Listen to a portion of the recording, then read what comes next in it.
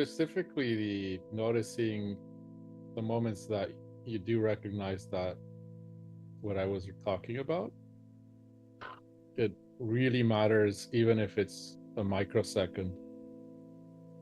It's very significant. Yeah. It's the most important thing.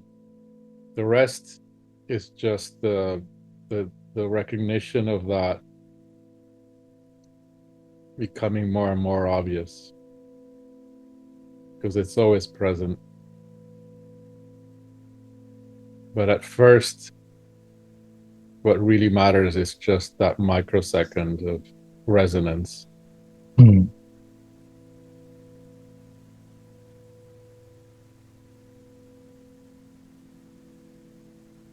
And then you will be able to find that even when you're not calm, you notice what I'm talking about. Mm. Because it's not about that kind of nervous system calmness, is an after effect. It's like there's an engine that's burning, it's rushing, and then suddenly, or slowly, or over time, progressively, the what powers it starts to shut down. But the nervous system will remain in a state of activation and um, this movement, the momentum, even after the engine is off, let's say. And so I say this because it matters to recognize first and put the attention in that recognition instead of the effect, instead of seeking the calmness of the nervous system. The calmness of the nervous system will come as an after effect. And then there will be moments in life where life is just more stressful, and there's going to be natural stressors. But that quietness of the recognition of being and knowing can be there no matter what's happening. It's yeah, it is. But it's also quite ordinary. It's something that is natural to the nature of what we are. It just takes time to recognize. Normally, usually it takes time. In some cases, it hasn't, but it's more normal that it takes time.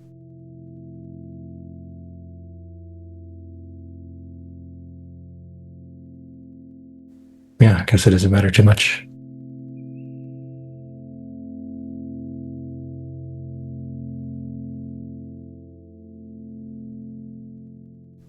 Yeah, and it's the practice, the purpose of the practice, to if we want to call it that, is to recognize what is already here, or what is the nature of what is here. Otherwise, practice can become mapped into thought as a thing that we will do over time to get to calmness, and then calmness becomes the objective again. Mm.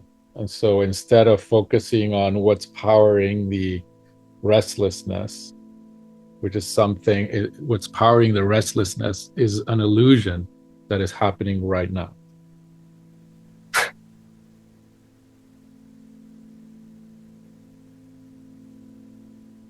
And so if you're in a train that's powering forward, and you do a practice of how to slow it down, but it's full of, full of energy and full of a burning furnace, and you're trying to slow it down, you're pushing against its own power. So if practice then becomes the thing we do in order to calm the nervous system, to stop this engine, it's not as effective. Mm.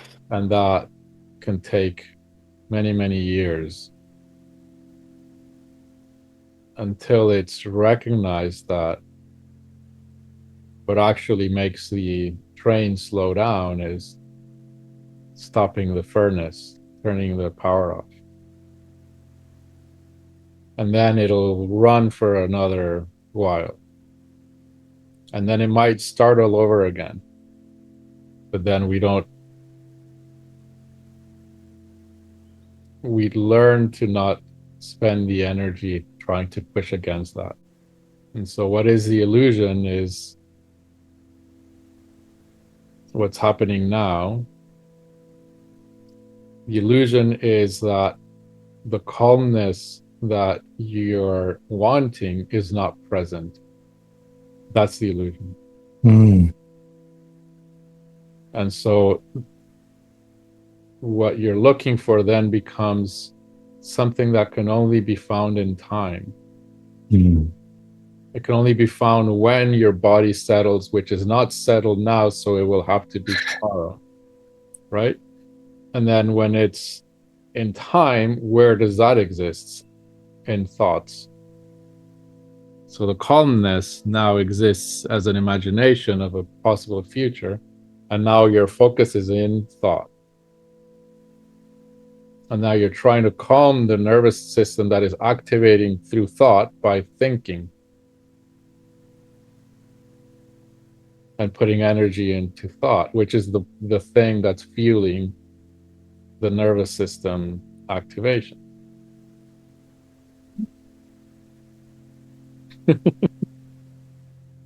It's It's happened to all of us multiple times, I have to say. uh,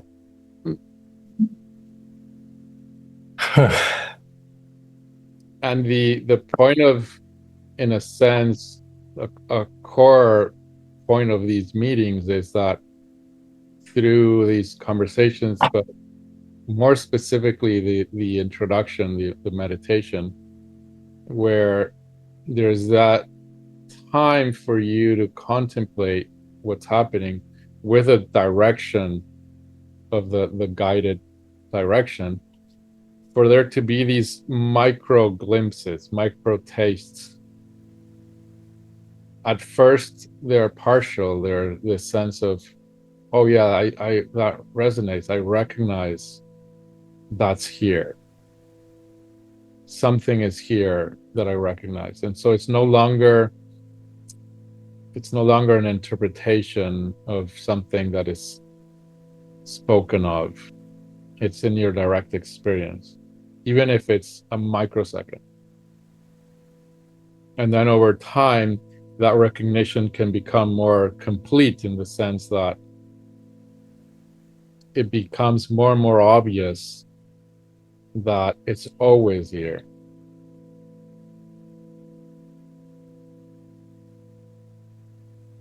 And I'm speaking of it as a positive, but it can also be spoken of as a negative. I can also speak of it because it's just language, it's styles of speaking. I can say that it is the absence of something is what's recognized.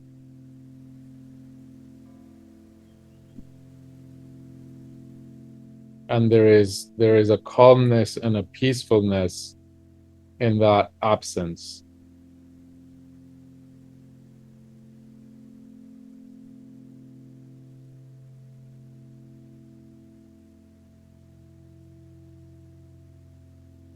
And in a sense, that's one of the approaches has to do with identification, right? And so what we believe to be,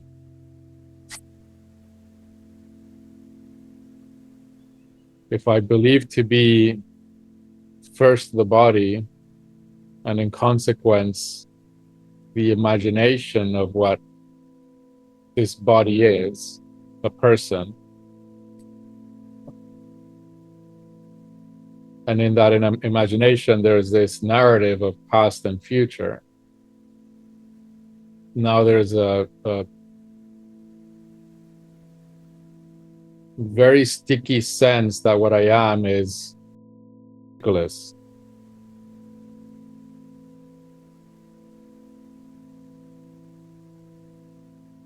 But 100% of what I would is imagination.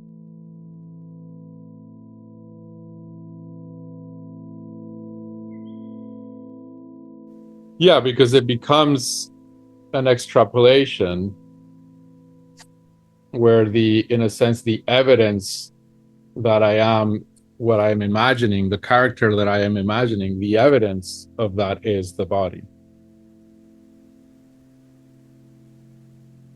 But there can be the experience of body without the imagination.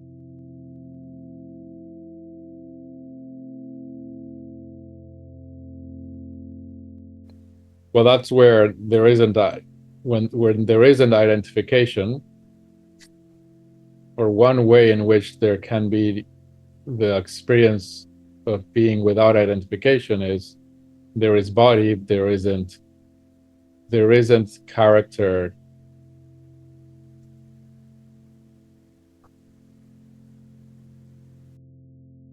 Appearing in this form, in this imaginary form.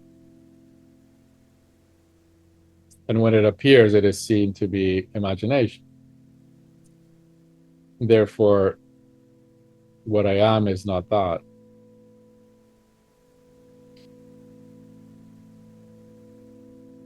But what I'm going at, I'm going at the fact that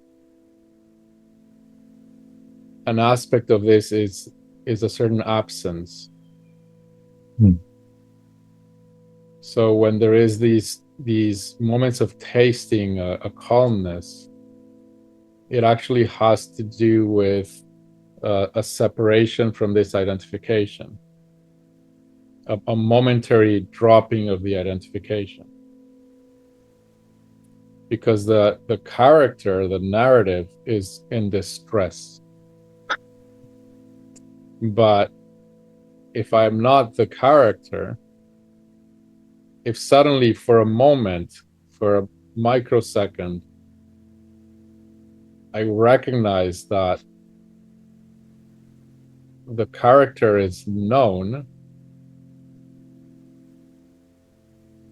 and it comes and goes in the imagination, and the knowingness and the beingness is here prior to the character.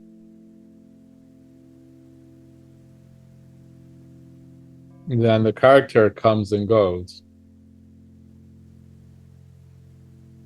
And the distress of the character comes and goes with the character.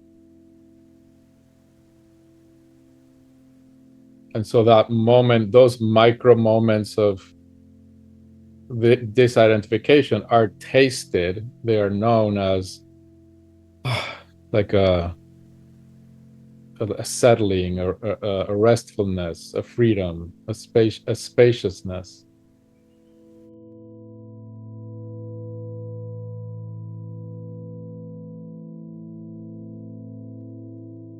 Yeah, whatever, there will be a very positive affect. It's like a release. And well, I'm addressing it in both kind of positive and negative, in the sense that, because I can talk about it as recognizing something that is here, which is this peace. But the peace is also here as the absence of something. And it's the absence of the illusion.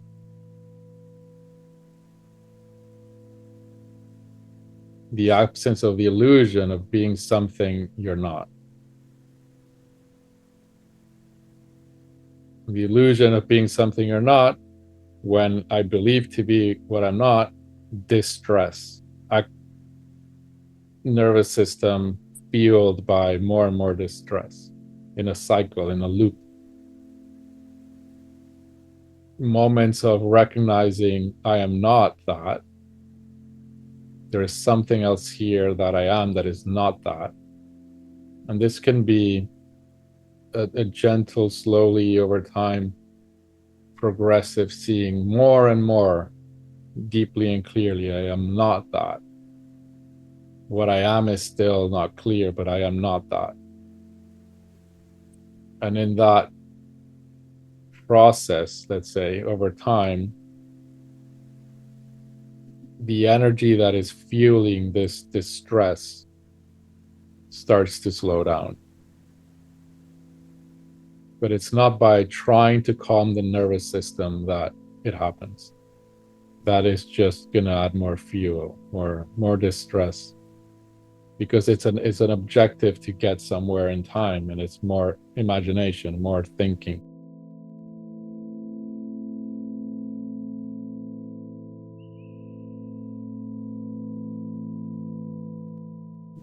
There's an attachment to the illusion. And when that is confronted, and I think you used that word, it's confronting to the illusion and to that part of us that is very attached to illusion. And this is why it often happens over time, because it's this inner negotiation of I really like my illusion. How much can I hold on to it? Oh yeah, it really sucks and it's stressful and it's killing me, but I still like it until it's just too much, and I give it up for a bit, and then I go back to it, and there's this dance. Whereas for some people, the distress was so total that it just got dropped completely, but it's more rare. It's often this back and forth between the illusion, the attachment to what is illusory, and what is reality. And reality is very confronting. It's very rare to find somebody that is not in illusion, and it's rare because it's not fun. The ending of illusion is very unpleasant, as liberating as it is.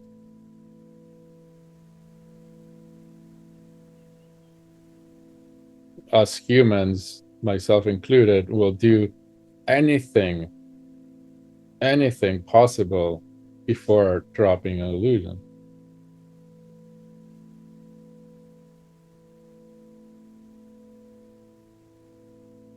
Everything else has to fail. Or you're lucky and you have good karma and you drop them like that. Not my experience.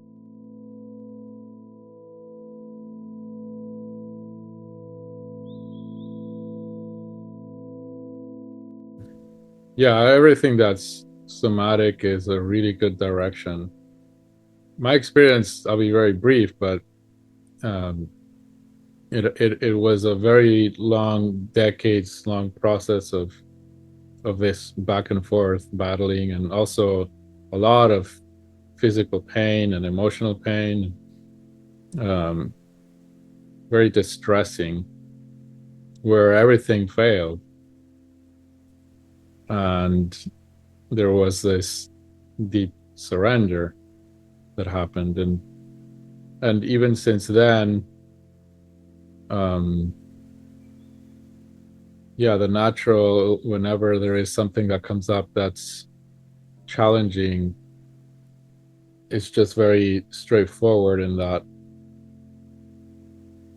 there is just the going into the sensations.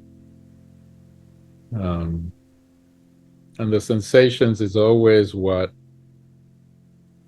is hardest.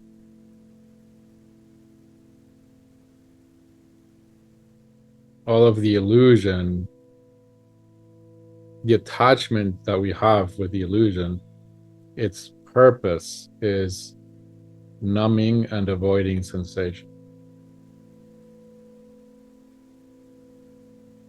And so the real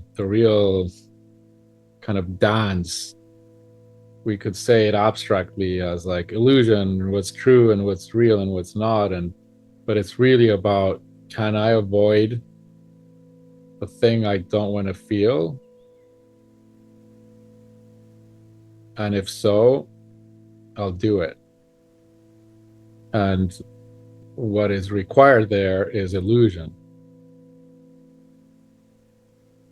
And what we can learn over time is that it really does not work. Mm.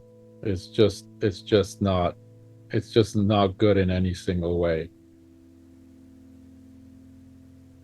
That's the surrender.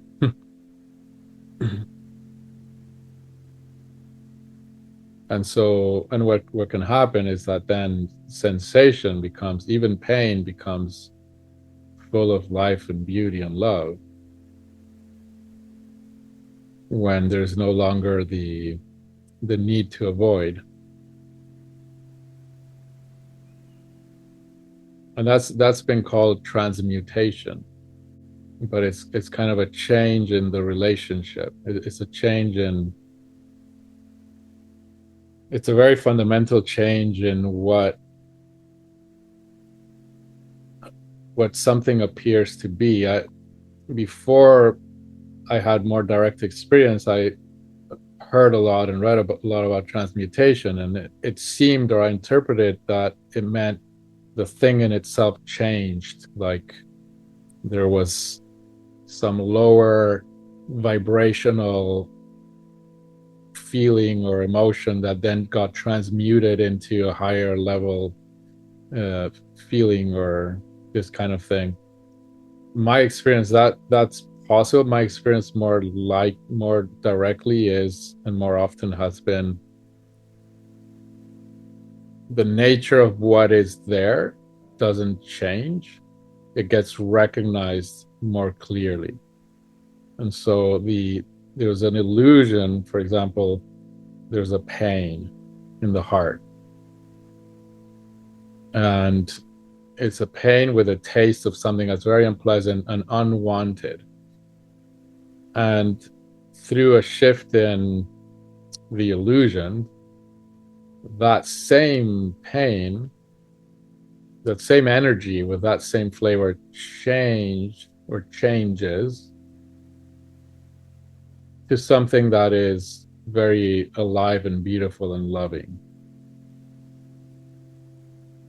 And I could say it's a transmutation, but what's changed is not the energy itself, the pain itself. What changed is that which was knowing it through a veil, through an illusion,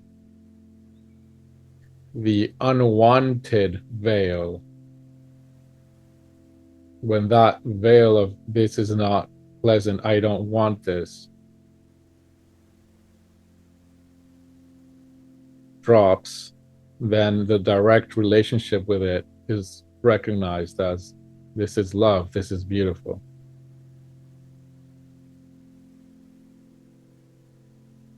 And so the resistance tainted it as unpleasant.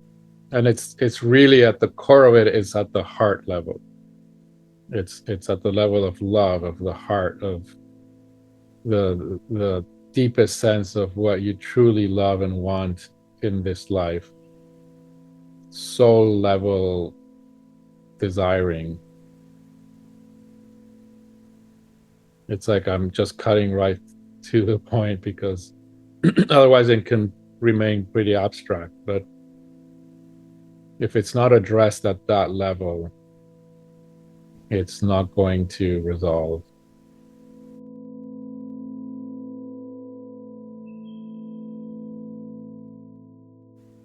Yeah, and that term came spontaneously out of recognizing that the love that I was looking for is already here, and there was a resistance to it. But also, it's accepting what it implies.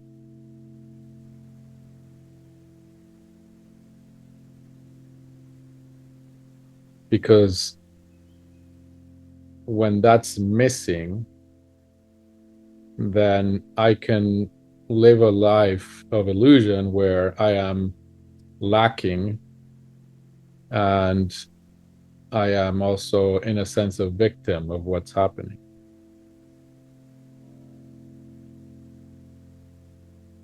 Whereas in that recognition of what I'm looking for is not lacking, in fact, it is abundant, then there's an implication of responsibility. There's a complete change in how to live, required, not spontaneously, but it's demanded in a sense from that reality.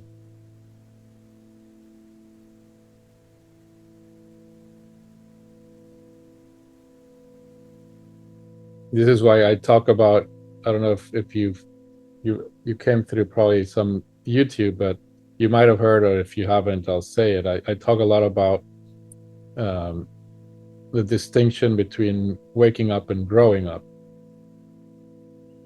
And so a lot of what we spoke about earlier is about waking up, which is the the ending of the illusions of what we are, the seeing through them, and the recognition of what's already here.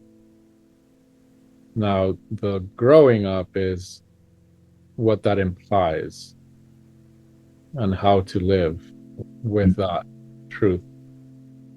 And this is like an intertwining uh, process, but the growing up happens in time. The waking up is happens out of time.